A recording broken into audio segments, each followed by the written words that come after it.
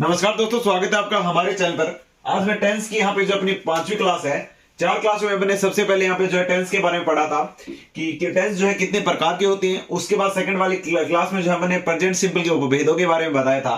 Third वाली class में present simple की यहाँ पे जो एडवर्ब्स के बारे में, और जो आपकी फोर्थ क्लास थी उसके बाद उसमें जो है यहाँ पे प्रेजेंट सिंपल के जो रूल्स थे उसके बारे में पढ़ा था। और ये दोस्तों अपने टेंस की जो 5वीं क्लास है इसमें जो है हमने कल यहाँ पे प्रेजेंट सिंपल को कंप्लीट कर दिया था। मैं बात करूं present simple, present continuous, perfect और परफेक्ट कंटिन्यूस जैसे ही होते हैं, उसके बाद आपको यहाँ पे जो है 2 से 3 क्लासेस जो है मैं प्रोवाइड करवाने वाला हूं उनकी यहाँ पे जो एक्सरसाइजेस से रिलेटेड। बात करूं मैं यहाँ पे प्रेजेंट कंटिन्यूस की, तो प्रेजेंट कंटिन्यूस में जो है यहाँ पे दोस्तों सबसे पहले आज मैं करवाऊंगा आपको यहाँ पे जो है इस क्लास के अंदर प्रेजेंट कंटिन्यूस का जो स्ट्रक्चर होता है, वाक्य का किस हिसाब से स्ट्रक्चर होता है, क्या इसकी हेल्पिंग वर्ब्स होती है, इसमें जो है आईएनजी का वर्ब की कौन सी फॉर्म का प्रयोग किया जाता है, इसके साथ क्या कुछ यूज होता है, ये सारी चीजें डिस्कस करेंगे। इसके बाद जो है प्रेजेंट कंटिन्यूस की एडवर्ब्स के बारे में, और अगली जो क्लास होगी वो प्रेजेंट सिंपल प्रेजेंट कंटिन्यूस की जो यहाँ पे रूल्स हैं उनके बारे में होने वाली है। तो फ्रेंड्स शुरुआत करते हैं।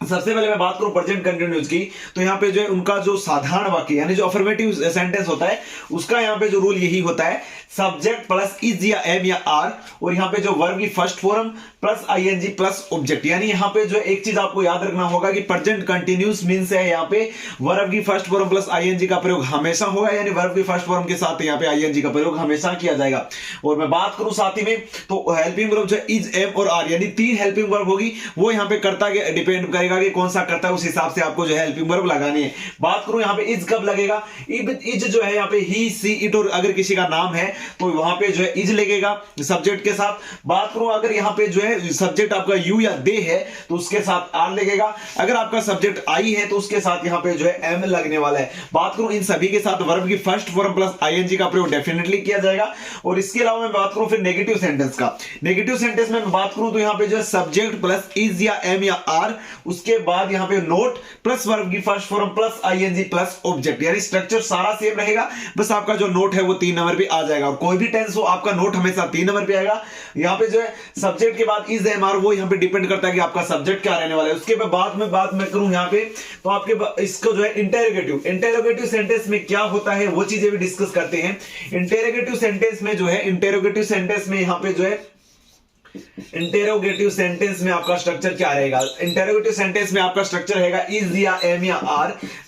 उसके बाद यहां पे जो रह जाएगा सब्जेक्ट, उसके बाद वर्ब की फर्स्ट फॉर्म, उसके बाद प्लस आईएनजी प्लस ऑब्जेक्ट। यानी आपका जो है इंटेरोगेटिव जो सेंटेंस है उसका स्ट्रक्चर रहेगा सबसे पहले इज या एमआर डिपेंड ऑन सब्जेक्ट, उसके अलावा उसके बाद जो इज एमआर के बाद सब्जेक्ट, उसके बाद वर्ब की first form plus ING plus object का यूज किया जाएगा। इसके अलावा मैं बात करूं इंटेरोगेटिव और नेगेटिव सेंटेंस की, इंटेरोगेटिव नेगेटिव सेंटेंस में जो आपका is, am are plus subject plus verb की first form plus ING object में क्या चेंज होगा, इसमें जो है सबसे पहले आपका हेल्पिंग वर्ब यानी इज, एमआर आ जाएगा, उसके बाद यहां पे जो है सब्जेक्ट आ जाएगा, उसके बाद 3 नंबर पे यहां पे जो है आपका इज, एमआर के बाद जो है इंटेरोगेटिव नेगेटिव की अगर मैं बात करूं, इंटेरोगेटिव नेगेटिव की मैं बात करूं यहां पे, तो यहां पे जो है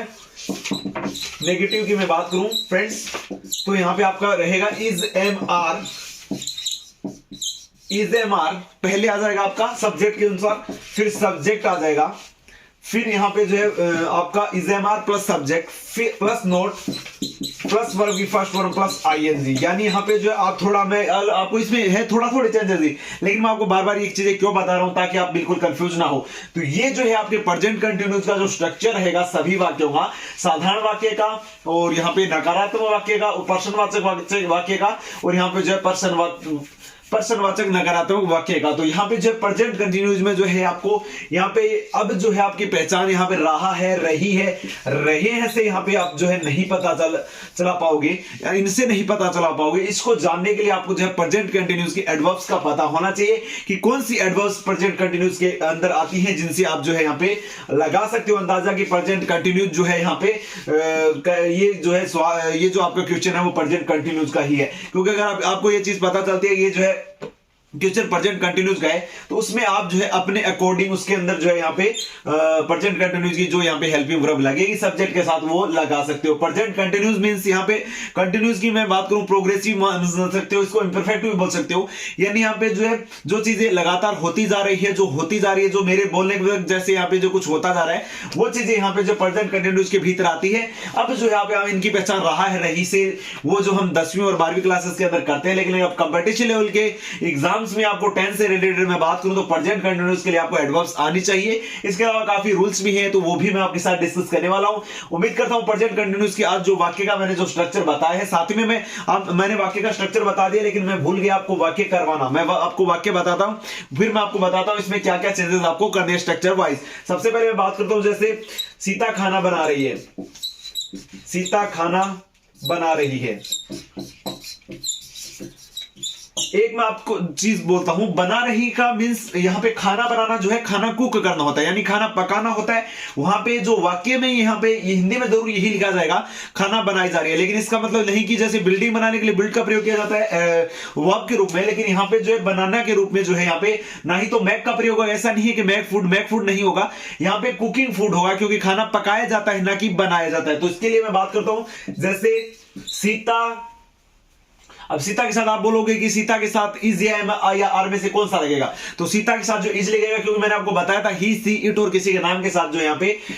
इज का प्रयोग किया जाता है। तो Sita is cooking, cook verb की फर्स्ट फॉर्म हो गया, प्लस आईएनजी प्लस ऑब्जेक्ट हो गया आपका यहाँ पे जो है खाना, यानी फूड, यानी सीता इज कुकिंग फूड। अब आपको यहां पे अगर ये वाक्य अगर नकारात्मक बनाना है, जैसे सीता खाना नहीं बनाती है, तो Sita is not cooking food, यानी सीता जो है खाना नहीं बनाती है। इसके अलावा अगर इसी वाक्य को आपको यहां पे जो पर्सनवाचक बनाना है, तो सबसे पहले इज यहां पे आ जाएगा सीता से पहले, इज सीता कुकिंग फूड। इसके अलावा अगर आपको यही जो है पर्सनवाचक नकारात्मक बनाना है, तो इसके जो आ जाएगा इज सीता, नोट 3 नंबर पे आ जाएगा is Sita not cooking food, यानी वाक्य जो है बिल्कुल स्ट्रक्चर इस हिसाब से बन जाएगा। मैंने आपको वाक्य भी बता दिया है। उम्मीद करता हूं आपको जो प्रेजेंट कंटिन्यूअस का जो आज का स्ट्रक्चर वाला जो पार्ट है, आज जो सेशन है, पसंद आया हो। अगर आज का सेशन आपको अच्छा लगे, वीडियो को लाइक करें, शेयर करें और साथ ही में जो चैनल को सब्सक्राइब जरूर करें। अगली जो हमारी क्लास होगी वो प्रेजेंट कंटिन्यूअस की एडवर्ब से रिलेटेड होगी, जिसमें आप पहचान पाओगे कि कौन सा ये जो है ये